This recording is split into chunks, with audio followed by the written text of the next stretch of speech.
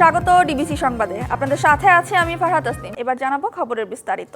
সীমানা নির্ধারণে একটি বিশেষ কমিটি গঠন জরুরি বলে মনে করেন নির্বাচন ব্যবস্থা সংস্কার প্রধান ডক্টর বদিউল আলম মজুমদার। বলেন, অতীতে সীমানা নির্ধারণ নিয়ে অনেক বিতর্ক হয়েছে, তাই ত্রয়োদশ জাতীয় সংসদ নির্বাচনে যেন এমনটি না ঘটে সেজন্য ইসিকে সতর্ক থাকতে হবে। ইসির অতিরিক্ত সচিবের দাবি, নির্বাচনের তারিখ হলে 2 মাস আগেই সীমানা নির্ধারণের কাজ শেষ করা সম্ভব। গেল 6 মে সংসদীয় আসনে সীমানা নির্ধারণের অধ্যাদেশ 2025-এর খসড়ার চূড়ান্ত অনুমোদন দেয় উপদেষ্টা পরিষদ। 12 মে এই সংক্রান্ত গেজেট পায় ইসি। তবে চাহিদা অনুযায়ী আইন সংশোধন না হওয়ায় অধ্যাদেশটি পুনরায় সরকারের কাছে পাঠানোর পরিকল্পনায় নির্বাচন কমিশন। এছাড়া সীমানা নির্ধারণের কাজ কিভাবে শুরু করবে তা নিয়ে চলছে আলোচনা ও চিঠি চালাচালি। এর ফলে ঝুলে আছে 365টি আবেদন। এই পরিস্থিতিতে বিতর্ক এড়াতে সীমানা নির্ধারণে বিশেষ কমিটি গঠন জরুরি বলছেন নির্বাচন ব্যবস্থা সংস্কার প্রধান। অতীতে সীমানা পুনর্নির্ধারণ নিয়ে নির্বাচন কমিশন অনেক বিতর্কের সম্মুখীন হয়েছে। যেমন 2008 সালের নির্বাচনের আগে যে সীমানা পুনর্নির্ধারণ করা হয়েছে, বিএনপি দাবি করছে যে এই পক্ষপাতদুষ্টভাবে সীমানা পুনর্নির্ধারণ করে তাদেরকে হারিয়ে দেওয়া হয়েছে নবম জাতীয় সংসদ নির্বাচনে। তো একটা বিশেষজ্ঞ কমিটির মাধ্যমে যদি সীমানা পুনর্নির্ধারণ হয়, তাহলে নির্বাচন কমিশন এইরকম বিতর্কের থেকে ঊর্ধ্বে থাকতে পারবে। ইসির অতিরিক্ত সচিব বলছেন, নির্বাচনে 2 মাস আগেই সীমানা নির্ধারণের কাজ শেষ করবেন তারা। ডিসেম্বর থেকে জুনের মধ্যে আমাদের নির্বাচনের জন্য একটা মাননীয় প্রধান উপদেষ্টা সময়সীমা নির্ধারণ করেছিলেন। আমরা সেভাবে কাজ করার জন্য প্রস্তুত। আমরা তফসিল ঘোষণা করব, তার 2 মাস আগে ধরেন যে তফসিল ঘোষণা করবো, 2 মাস তফসিল ঘোষণার কমপক্ষে 1-2 মাস আগেই আমাদের এই সমস্ত কাজগুলো শেষ হয়ে যাবে। জানা গেছে, ঐকমত্য কমিশনের চূড়ান্ত সুপারিশের অপেক্ষায় আটকে আছে সীমানা নির্ধারণ সহ প্রাথমিক কিছু কর্মপরিকল্পনা। নূপুর মাহমুদ, ডিবিসি নিউজ, ঢাকা। ট্রাইব্যুনালে শেখ হাসিনার আদালত অবমাননার মামলার শুনানি আজ। জুলাই-আগস্ট গণঅভ্যুত্থানে ক্ষমতাচ্যুত সাবেক প্রধানমন্ত্রীর বিরুদ্ধে আদালত অবমাননার মামলার পূর্ণাঙ্গ শুনানি আন্তর্জাতিক অপরাধ ট্রাইব্যুনালে অনুষ্ঠিত হবে। বিচারপতি গোলাম মর্তুজা মজুমদারের নেতৃত্বাধীন 3 সদস্যের ট্রাইব্যুনাল 1-এ আজ এই শুনানি হবে। এই শুনানি বাংলাদেশের টেলিভিশনের মাধ্যমে সরাসরি সম্প্রচার করা হতে পারে। গত 3রা জুন এই মামলার শুনানিতে শেখ হাসিনা ও অপর আসামি গাইবান্ধার যুবলীগ নেতা শাকিল আহমেদ বুলবুলের বিষয়ে আজ শুনানির জন্য দিন ঠিক করা হয়। এর আগে গত 30শে এপ্রিল ট্রাইব্যুনালে অডিও বার্তায় 227 জন হত্যার লাইসেন্স সংক্রান্ত শেখ হাসিনার বক্তব্য তুলে ধরে আদালত অবমাননার মামলা করে প্রসিকিউশন। এরপর গত 25শে মে শেখ হাসিনা ও বুলবুলকে 7 দিনের মধ্যে হাজির হতে 2টি পত্রিকায় বিজ্ঞপ্তির নির্দেশ দেওয়া হয়। পত্রিকায় বিজ্ঞপ্তি দেওয়ার পরও আসামি কিংবা আসামি পক্ষের কোনো আইনজীবী ট্রাইব্যুনালে হাজির হননি। দেশে করোনা ভাইরাসের যে নতুন ধরন ছড়িয়েছে, তাতে ষাটোর্ধ্ব ব্যক্তিদের ঝুঁকি সবচেয়ে বেশি। এবারের ধরনকে আগের চেয়ে শক্তিশালী আখ্যা দিয়ে চিকিৎসক বলছেন, দেহের রোগ প্রতিরোধ ব্যবস্থাকে ভেঙে ফেলার সক্ষমতা রয়েছে ভাইরাসটির। তবে আতঙ্কিত না হয়ে লক্ষণ দেখা মাত্র চিকিৎসকের শরণাপন্ন হবার পরামর্শ দেওয়া হয়েছে। নতুন করে করোনা সংক্রমণ বাড়ার আশঙ্কায় আগে থেকেই প্রস্তুত রাখা হয়েছে মহাখালীর ডিএনসিসি কোভিড-19 ডেডিকেটেড হাসপাতালকে। করোনা, ডেঙ্গু সহ নানা রোগের লক্ষণ নিয়ে প্রতিনিয়ত হাসপাতালটিতে ভিড় করছেন সাধারণ মানুষ। আমার 4-5 দিন যাবত জ্বর, ঠান্ডা, উইকনেস, প্রেশার লো এবং ঘ্রাণ শক্তি চলে গেছে। টিকেট কাছে করোনা টেস্ট করার জন্য আসছে আর কি। আমার সমস্যা হচ্ছে গত 1 সপ্তাহের বেশি জ্বর, ঠান্ডা, জ্বর যাচ্ছে আসছে। আইসিডিডিআরবির তথ্য মতে চলতি বছর সংক্রমণ বৃদ্ধির অন্যতম কারণ হল করোনার নতুন 2টি ধরন XFG ও XFC। এগুলো ওমিক্রন JN1-এর উপশাখা। বিশেষজ্ঞদের মতে করোনার এবারের ধরন সংক্রমণের ক্ষেত্রে আরও বেশি শক্তিশালী। এই ভেরিয়েন্টগুলোর যে ধরনের মিউটেশন হয়েছে, এই মিউটেশন হওয়ার ফলে খুব দ্রুত আপনার একজন থেকে আরেকজনে ছড়িয়ে পড়ার একটা সক্ষমতা অর্জন করেছে। প্রাকৃতিকভাবে গত 4-5 বছরে আমরা যখন আক্রান্ত হয়েছি, তখন যে প্রতিরোধ ক্ষমতা তৈরি হয়েছে, সেটাকে ভেঙে ফেলার মতো একটা সক্ষমতা অর্জন করেছে। যারা বড় ধরনের রোগে আক্রান্ত, তাদের সতর্কতা ও স্বাস্থ্যবিধি মেনে চলার পরামর্শ দেন তিনি। যারা আক্রান্ত হচ্ছেন মূলত তারা 60 ঊর্ধ্ব বয়সের, যাদের ডায়াবেটিস আছে বা যারা কার্ডিয়াক ফেইলিওর আছে বা হার্টের অন্যান্য কোনো সমস্যা আছে অথবা ফুসফুসের সমস্যা আছে এবং অ্যাজমা থাকতে পারে, এই লোকগুলি মূলত ভ্যাকসিন দেওয়া সত্ত্বেও এখন কিন্তু আপনার কোভিডে আক্রান্ত আমাদেরকে এই জনগোষ্ঠীটা সম্পর্কে সচেতন থাকতে হবে। এখন পর্যন্ত করোনায় শনাক্তের হার 13 থেকে 14% মধ্যে রয়েছে। করোনা পরীক্ষার পরিধি আরও বাড়ানো উচিত বলে মনে করেন চিকিৎসক। Tahsina Jessy, DBC news, Dhaka. সিলেটে করোনা সংক্রমণ তুলনামূলক কম হলেও এখনও স্বাস্থ্যবিধির বিষয়ে উদাসীন সাধারণ মানুষ। খোদ এমএজি ওসমানী মেডিকেল কলেজ হাসপাতালেই নেই স্বাস্থ্যবিধি মেনে চলার প্রবণতা, যদিও এর মধ্যে শুরু হয়েছে করোনা পরীক্ষা। হাসপাতাল কর্তৃপক্ষের দাবি, সংক্রমণ বাড়লে প্রয়োজন অনুযায়ী ব্যবস্থা গ্রহণে প্রস্তুত তারা। আর স্বাস্থ্য বিভাগের কর্মকর্তারা বলছেন, প্রতিটি উপজেলায় র্যাপিড অ্যান্টিজেন টেস্ট শুরু হয়েছে। Sylhet MAG Osmani medical college হাসপাতালের চিত্র এটি। হাসপাতালের বারান্দায় এভাবেই গাদাগাদি করে শুয়ে বসে রোগী ও স্বজনরা। কারোরই স্বাস্থ্যবিধি মানার বালাই নেই সুনির্দিষ্ট তদারকিও।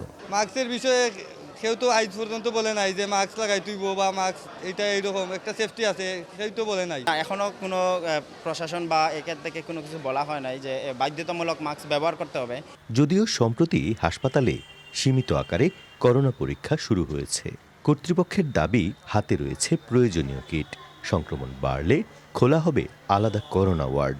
আগের যে চ্যালেঞ্জটাকে আমরা যেভাবে মোকাবেলা করেছি, ঠিক সেভাবে আমরা এখনো আমাদের ওই ধরনের লোকজন যারা আগের এক্সপার্ট, তাদেরকে নিয়ে আমরা ব্যবস্থাপনা কমিটি, উপদেষ্টা কমিটিও আমরা তৈরি করছি। সিলেটে করোনা ডেডিকেটেড শহীদ শামসুদ্দিন হাসপাতালের করোনা ওয়ার্ডে সেবা দেয়া যাবে অর্ধশত রোগীকে। প্রস্তুত 16টি আইসিইউ। আমরা আবার করোনা মোকাবিলার জন্য প্রস্তুতিমূলক কার্যক্রম যা যা নেওয়ার দরকার আমরা সেটা শুরু করেছি। আপনারা জানেন আমাদের এখানে একটি আইসিইউ ইউনিট আছে 16 শয্যা বিশিষ্ট। আমরা সেটিও সক্ষমতা বৃদ্ধির জন্য প্রস্তুতিমূলক কাজ আমাদের চলমান। স্বাস্থ্য কর্মকর্তারা আরও বলছেন, প্রয়োজনে শাহজালাল বিজ্ঞান ও প্রযুক্তি বিশ্ববিদ্যালয়ে করোনা পরীক্ষা চালু করা হবে। আগের মতোই জ্বর, সর্দি, কাশি, গলা ব্যথা যদি থাকে, আমরা যে কোভিডের জন্য সাসপেক্ট করি, তাহলে আমরা নিকটস্থ যে স্বাস্থ্যসেবা প্রতিষ্ঠানে যাব এবং এখানে টেস্ট করানোর জন্য ব্যবস্থা করব। সিলেট ওসমানী আন্তর্জাতিক বিমানবন্দরে এরই মধ্যে থার্মাল স্ক্যানার বসেছে, তবে যাত্রী ও দর্শনার্থীরা অনেকটাই উদাসীন এখনও। বিমানবন্দর, রেলওয়ে স্টেশন, বাস টার্মিনাল কিংবা বাজারঘাট সব জায়গাতেই বাড়তি সতর্কতামূলক ব্যবস্থা গ্রহণ করা হয়েছে।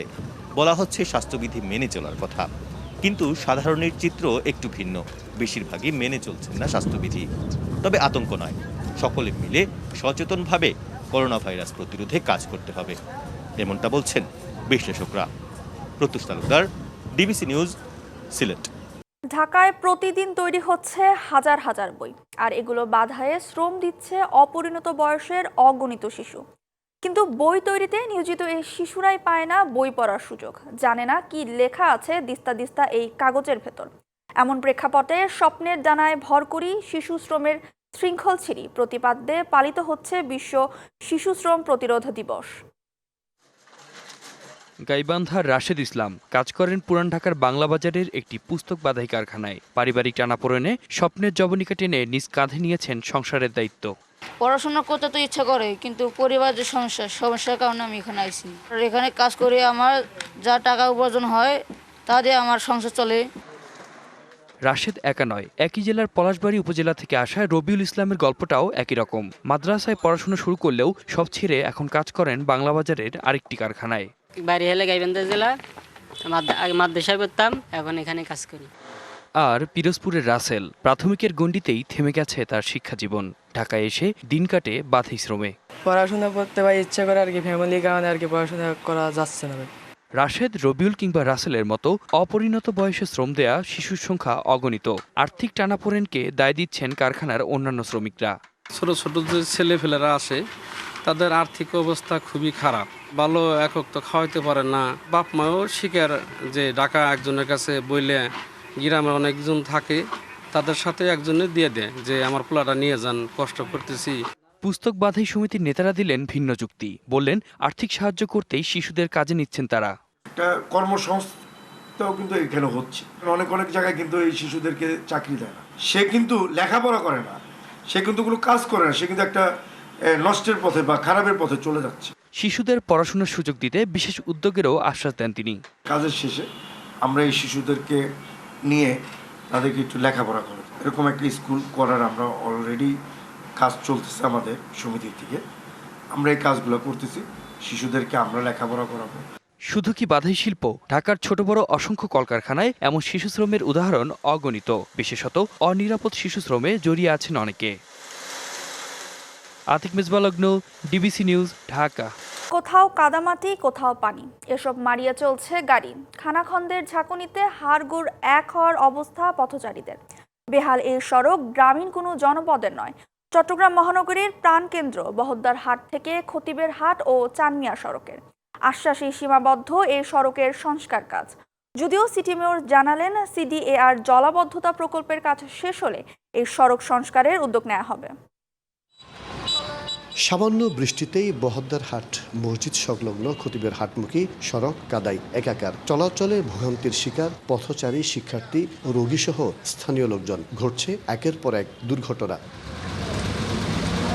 ব্যস্ততম এই সড়কের দশা গ্রামীণ মেঠোপথের চেয়েও করুণ। এক দশকেরও বেশি সময় ধরে সড়কটি বেহাল। চানমিয়া সড়ক সংলগ্ন খালগুলোতে সিডিএর জলাবদ্ধতা নিরসন প্রকল্পের উন্নয়ন কাজ চলায় পরিস্থিতি দিন দিন খারাপ হচ্ছে। গত 8 থেকে 9 বছর ধরে শুধু আশ্বাসের মধ্যেই সীমাবদ্ধ ছিল সড়কটির সংস্কার কাজ।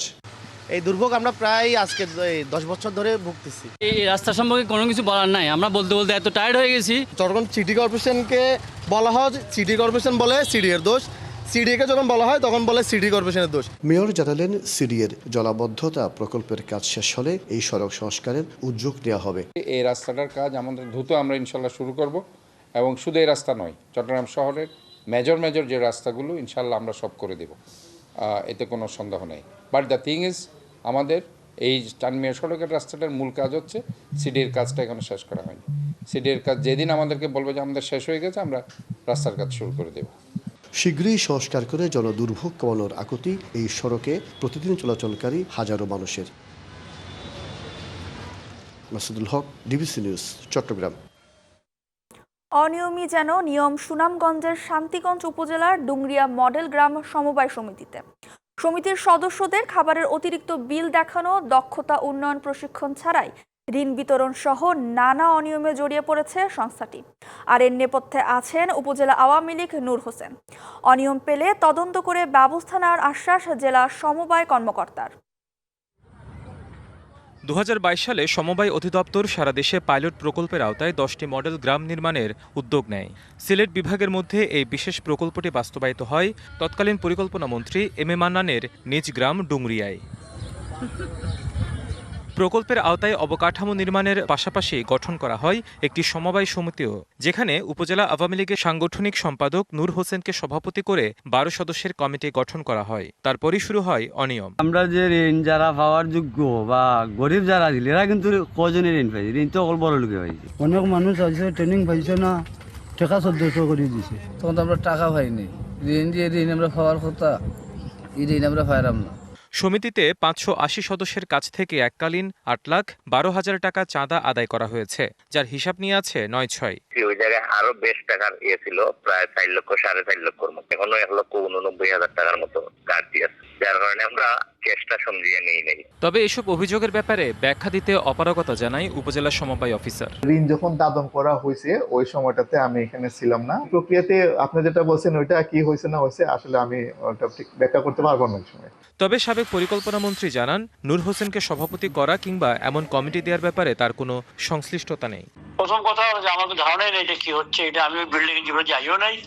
সরকার অনেক কিছু করে, আমার এটা অভ্যাস না অন্যের কাজে হস্তক্ষেপ করা, এটা আমার জীবন নিয়ম। আমি একজন এমপি বা মন্ত্রী, এটা আমার দায়িত্ব না ঘরে ঘরে গিয়ে চৌকিদারি করা, পরিষ্কার কথা। এদিকে অভিযোগের বিষয়ে তদন্ত করে ব্যবস্থা নেওয়ার আশ্বাস জেলা সমবায় কর্মকর্তার। এটা আমাদের সুনামগঞ্জের জন্য করবেন, আমরা একটা ভালো প্রকল্পকে আমরা নষ্ট হতে দেব না, এবং অবশ্যই এটা যদি এরকম কোনো অভিযোগ অনিয়ম থাকে তাহলে আমরা তদন্ত করে ব্যবস্থা নিই। বিষয়টি তদন্তের মাধ্যমে দোষীদের আইনের আওতায় নিয়ে আসবে এমনটি প্রত্যাশা স্থানীয়দের। মধ্যে আমরা নেবই কি আর থাকবে। DBC news desk. ইলিশের দাম সাধারণ ক্রেতাদের হাতের নাগালে আনতে ব্যতিক্রমী উদ্যোগ নিয়েছেন চাঁদপুরের জেলা প্রশাসক। আশেপাশের জেলার সাথে সমন্বয় করে ইলিশের দাম নির্ধারণে মৎস্য ও প্রাণী সম্পদ মন্ত্রণালয়ে চিঠি পাঠিয়েছেন তিনি। আর এমন প্রস্তাবে ক্রেতারা খুশি হলেও মিশ্র প্রতিক্রিয়া দেখা দিয়েছে ব্যবসায়ীদের মাঝে। তারা বলছেন ইলিশের দাম নির্ভর করে উৎপাদন ও সরবরাহের উপর, তাই চাইলে দাম নির্ধারণ সম্ভব নয়। দক্ষিণাঞ্চলের অন্যতম বৃহত্তম মৎস্য অবতরণ কেন্দ্র চাঁদপুর বড় স্টেশন মাছঘাট। সারা দেশ থেকে ব্যবসায়ীরা মাছ কিনে নিয়ে আসেন এখানে। এসব মাছ উন্মুক্ত নিলামে ক্রয় করছেন ঘাটের ব্যবসায়ীরা। কিন্তু চাহিদার তুলনায় ঘাটে ইলিশ মাছের সরবরাহ কম থাকায় নিলামে পাল্লা দিয়ে দাম হাঁকান আড়তদাররা। এতে গেল কয়েক বছর ইলিশের দাম বেড়েছে কয়েক গুণ। এমন বাস্তবতায় আশেপাশের জেলার সাথে সমন্বয় করে ইলিশের দাম নির্ধারণে মৎস্য ও প্রাণী সম্পদ মন্ত্রণালয়ে প্রস্তাব পাঠিয়েছেন চাঁদপুরের জেলা প্রশাসক। আমরা মনে করেছি যে চাঁদপুরে যদি আমরা ইলিশের দাম সকল স্টেক হোল্ডারদেরকে নিয়ে আমরা একটা ঠিক করে দিই, তাহলে এই ইলিশটা তখন অন্য জেলায় গিয়ে বিক্রয় হবে। সেই জন্যই আমি আসলে মন্ত্রণালয়কে অনুরোধ করেছি। ইলিশের দাম নির্ধারণে এমন প্রস্তাবে খুশি ক্রেতারা। সরকার এই বিষয়ে একটা নির্ধারিত মূল্য নির্ধারণ করে দেয়, তাইলে আমরা ক্রেতারা এটা সাধুবাদ জানাই। যে পরিমাণ চাহিদা এই পরিমাণ মাছের উৎপাদন নাই এবং মাছ সাপ্লাই হয় না। ব্যবসায়ীরা বলছেন চাহিদার তুলনায় উৎপাদন ও সরবরাহ কম থাকায় বাড়ছে দাম। চাঁদপুর মাছঘাটে কোনো সিন্ডিকেট ব্যবসায়ী নাই, আমাদের এখানে হোলসেল ব্যবসা, এখানে ডাকে বেচা কিনা হয় নিলামে। ওপেন ওয়াকশন হয়, এখানে যে সে এই ওয়াকশনে অংশগ্রহণ করতে পারে। একজন আমার থেকে চাইছে, তাহলে আমার 50 পিস তো লইতে হইব, তখন আমি 90,000 টাকা লই। এছাড়া দাম নির্ধারণের উদ্যোগ না নিয়ে পদ্মা মেঘনা ইলিশের উৎপাদন বৃদ্ধিতে উদ্যোগ নেওয়ার দাবি ব্যবসায়ীদের। সরকারের আমি মনে করি ইলিশের উৎপাদন কিভাবে বাড়ানো যায় সেই বিষয়ে আরও গবেষণা করা উচিত, আরও উদ্যোগ নেওয়া উচিত। ইলিশের উৎপাদন বাড়লে দাম মানুষের নাগালের মধ্যে এমনিতে চলে আসবে। প্রযুক্তির বিকাশে চাঁদপুরের ইলিশ এখন বিক্রি হচ্ছে অনলাইনে, এতে চাহিদাও বেড়েছে কয়েকগুণ। TVC news desk. ইরানে মার্কিন হামলার পরিকল্পনার নীতিগত অনুমোদন দিয়েছেন প্রেসিডেন্ট ডোনাল্ড ট্রাম্প। তবে হামলায় যুক্তরাষ্ট্র সরাসরি অংশ নেবে কিনা সেই বিষয়ে এখনও চূড়ান্ত সিদ্ধান্ত নেওয়া হয়নি বলে জানিয়েছেন ট্রাম্প প্রশাসন। এদিকে চলমান উত্তেজনার স্থায়ী সমাধানের আহ্বান জানিয়েছেন রাশিয়ান প্রেসিডেন্ট ভ্লাদিমির পুতিন। সপ্তম দিনে গড়িয়েছে ইরান ইসরায়েল যুদ্ধ। হামলা পাল্টা হামলায় আতঙ্কের নগরীতে রূপ নিয়েছে তেহরান আর তেল আবিব। মধ্যপ্রাচ্যে উত্তেজনার সাথে পাল্লা দিয়ে বাড়ছে মার্কিন যুক্তরাষ্ট্রের সরাসরি যুদ্ধে জড়িয়ে পড়ার শঙ্কা। এরই মধ্যে ইসরায়েলের পক্ষে ইরানে মার্কিন হামলা পরিকল্পনার নীতিগত অনুমোদন দিয়েছেন প্রেসিডেন্ট ডোনাল্ড ট্রাম্প। যদিও মার্কিন বাহিনী সরাসরি অভিযান চালাবে কিনা তা নিশ্চিত করেনি ট্রাম্প প্রশাসন। কাতার ভিত্তিক গণমাধ্যম আল জাজিরা বলছে সরাসরি হামলায় অংশগ্রহণের বিষয়ে শেষ মুহূর্তে সিদ্ধান্ত নেবেন বলে জানিয়েছেন ট্রাম্প। এর আগে ট্রাম্প জানিয়েছিলেন যুক্তরাষ্ট্র ইরান ইসরায়েল দ্বন্দ্বে সরাসরি অংশ নিতেও পারে, আবার নাও নিতে পারে। ইরান ইসরায়েল যুদ্ধ নিয়ে আরেক পরাশক্তি রাশিয়া কোনো পক্ষের ওপর সমাধান চাপিয়ে দিচ্ছে না বলে জানিয়েছেন দেশটির প্রেসিডেন্ট ভ্লাদিমির পুতিন। স্থানীয় সময় বুধবার সেন্ট পিটার্সবার্গ আন্তর্জাতিক অর্থনৈতিক ফোরামে সাংবাদিকদের সঙ্গে বৈঠকে এসব কথা বলেন পুতিন। পরিস্থিতি মোকাবেলায় ইরানের প্রেসিডেন্ট মাসুদ পেজেশকিয়ান ও ইসরায়েলি প্রধানমন্ত্রী বেনিয়ামিন নেতানিয়াহুর সাথে ফোনেও কথা বলেছেন পুতিন। এ সময় দুই দেশের নেতাকে স্থায়ী সমাধানের আহ্বান জানান তিনি। ব্যক্তিগতভাবে আমরা ইসরায়েলের প্রধানমন্ত্রী নেতানিয়াহু ও ইরানের প্রেসিডেন্ট মাসুদের সাথে কথা বলেছি। মধ্যপ্রাচ্যে ক্রমবর্ধমান উত্তেজনা নিয়ে আমরা উদ্বিগ্ন। স্থায়ী সমাধান নিশ্চিত করতে আমরা মার্কিন প্রশাসনের সাথেও যোগাযোগ করছি। এদিকে চলছে ইরান ইসরায়েল হামলা পাল্টা হামলা। ইরানে আবারও হামলা শুরুর দাবি করেছে তেল আবিব। তবে এসব হামলার লক্ষ্যবস্তু কি তা জানানো হয়নি। সানজিদা ইসলাম তন্নি, ডিবিসি নিউজ ডেস্ক। মধ্যপ্রাচ্যে যুদ্ধের ঘনঘটা, ঠিক এমন সময় যুক্তরাষ্ট্রের একটি গোপন অস্ত্র ভাবাচ্ছে সামরিক বিশ্লেষকদের। যুক্তরাষ্ট্রের silent killer GBU-57 bunker buster বোমা। একটি মাত্র বোমা ইরানের দুর্ভেদ্য ফোর্ডো পারমাণবিক কেন্দ্রকে মাটির সাথে মিশিয়ে দিতে পারে। এই বিধ্বংসী অস্ত্র মোড় ঘুরিয়ে দিতে পারে ইরান ইসরায়েল যুদ্ধের। পাহাড়ের নিচে কংক্রিট আর ইস্পাতের আবরণে ঘেরা ইরানের গর্ব ফোর্ডো পারমাণবিক কেন্দ্র। কড়া সুরক্ষায় ঘেরা মাটির 90 মিটার গভীরে থাকা এই স্থাপনায় তৈরি হয় ইউরেনিয়াম। তবে সাধারণ বোমায় দুর্ভেদ্য এই পারমাণবিক কেন্দ্রের ক্ষতি করা সম্ভব নয়, যে কারণে ইসরায়েলের একের পর এক হামলার পরও এখনও অক্ষত ফোর্ডো পারমাণবিক কেন্দ্র। তবে যুক্তরাষ্ট্রের হাতে রয়েছে এমন এক অস্ত্র যা বদলে দিতে পারে পুরো যুদ্ধের সমীকরণ। এই অস্ত্রের নাম GBU-57 massive ordnance penetrator bomb. 13,000 কিলোগ্রামের বেশি ওজনের এই দৈত্যাকার বোমা পৃথিবীর সবচেয়ে শক্তিশালী বাংকার বাস্টার। এটি বিস্ফোরণ ঘটাতে পারে মাটির 60 মিটার গভীরে, পাহাড় ভেদ করে পারমাণবিক কেন্দ্রের সবচেয়ে সুরক্ষিত স্থানে ঢুকে বিস্ফোরণ ঘটাতে পারে এই সাইলেন্ট কিলার। ইসরায়েলের হাতে যেসব বোমা আছে তা ফোর্ডো কেন্দ্রের গভীরে যেতে পারে না, কিন্তু যুক্তরাষ্ট্র এই বাংকার বাস্টার বোমা ব্যবহার করলে মাটির সাথে মিশে যাবে ইরানের পরমাণু স্বপ্ন। তবে এই বোমা এতটাই শক্তিশালী যে একমাত্র যুক্তরাষ্ট্রের B-2 স্টেলথ বম্বার যুদ্ধবিমান দিয়েই এটি বহন করা সম্ভব, যা রাডারে প্রায় অদৃশ্য। অর্থাৎ ইরানের প্রতিরক্ষা ব্যবস্থা কিছু বুঝে ওঠার আগেই তার বুকে নেমে আসবে এই ভয়ঙ্কর বোমা। ইসরায়েল দীর্ঘদিন ধরেই যুক্তরাষ্ট্রকে চাপ দিচ্ছে GBU-57 সরবরাহের জন্য। সংঘাত যেদিকে যাচ্ছে, বিশ্ব রাজনীতিতে শঙ্কা দেখা দিয়েছে যুক্তরাষ্ট্র কি সত্যিই এই বোমা ব্যবহার করবে। তবে হোয়াইট হাউস এখনও সিদ্ধান্ত নেয়নি, কারণ এর ফলাফল হতে পারে ভয়াবহ। ফোর্ডো পারমাণবিক কেন্দ্রে এই বোমা ফেললে তেজস্ক্রিয় পদার্থ ছড়িয়ে পড়তে পারে পুরো অঞ্চলে, আর যুক্তরাষ্ট্র এমনটা করলে আঞ্চলিক যুদ্ধ ছড়িয়ে পড়তে পারে। বিশ্বজুড়ে দেখা দেবে কূটনৈতিক সংকট। যুক্তরাষ্ট্র এই অস্ত্র সরাসরি ইসরায়েলকে দেয়নি, তবে সংঘাত তীব্র হলে GBU-57 ব্যবহারের পথ খুলে যেতে পারে বলে মত আন্তর্জাতিক বিশ্লেষকদের। এই বোমা ব্যবহার করলে শুধু ইরানের জন্য নয়, গোটা বিশ্বের জন্যই যুদ্ধের এক নতুন সূচনা হওয়ার শঙ্কা তৈরি হয়েছে। সামিয়া জান্নাহ, ডিবিসি নিউজ ডেস্ক। ডিবিসি সংবাদে এ ছিল এখনকার মতো। ডিবিসি নিউজের সংবাদগুলো পড়তে ভিজিট করুন dbcnews.tv আর ভিজিট করুন ডিবিসি ফেসবুক পেজ এবং ইউটিউব চ্যানেল। সঙ্গেই থাকুন।